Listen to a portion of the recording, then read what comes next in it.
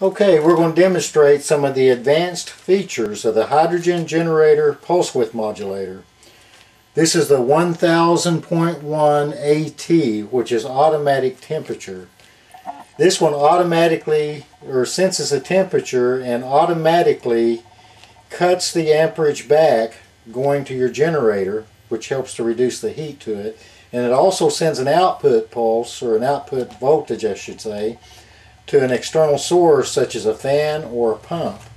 We'll start by turning the unit on.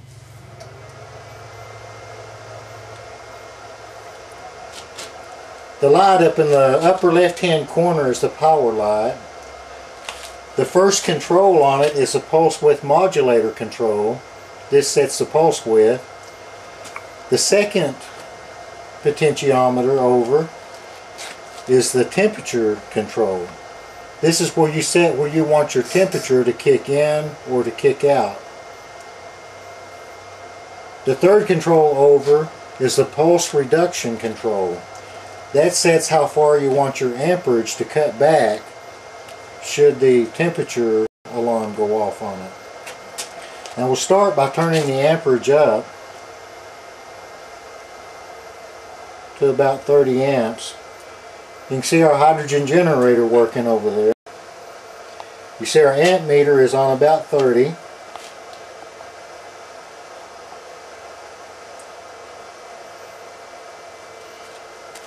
And then we're going to adjust it where we want it to kick back. This here turns on the automatic temperature control.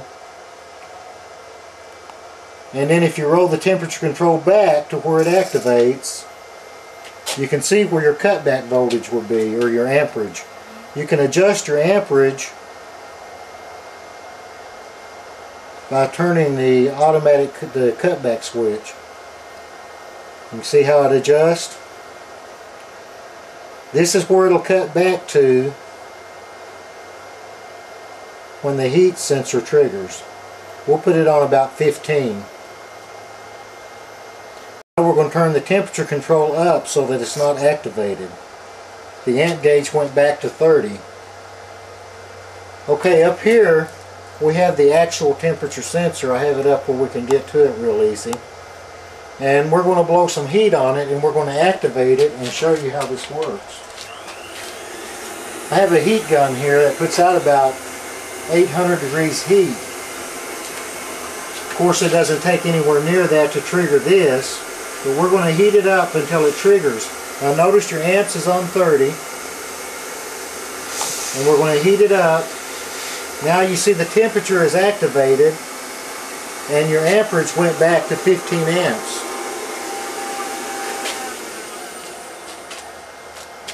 Now when the temperature cools down, it'll go back into normal operation. Now another really nice advanced feature with this machine is the fact that it has external output of 12 volts.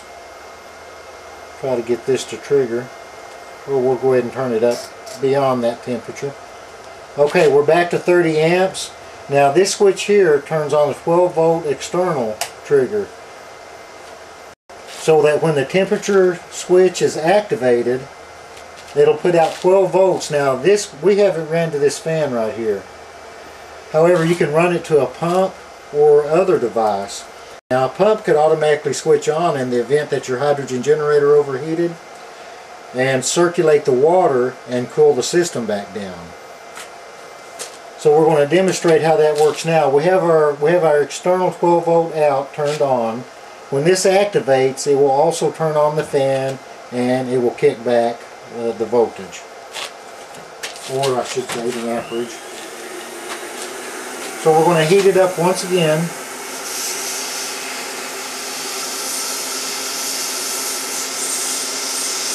Okay, you see the temperature switch is activated, the warning light is on, the amperage is kicked back, and the fan is running. Now that could have just as easily been a pump which started circulating the water to cool your system down. Now you can use these as you want to. You can turn either one off. If you turn off the automatic reduction, Well, then even though your temperature switch is triggered, it will not cut your amps back, but it will apply the external 12 volts. Or if you don't want it to apply the external 12 volts, you can turn the switch off and turn the reduction on. So you have your choice which one that you want it to activate. The temperature warning just went out again. Heater back up.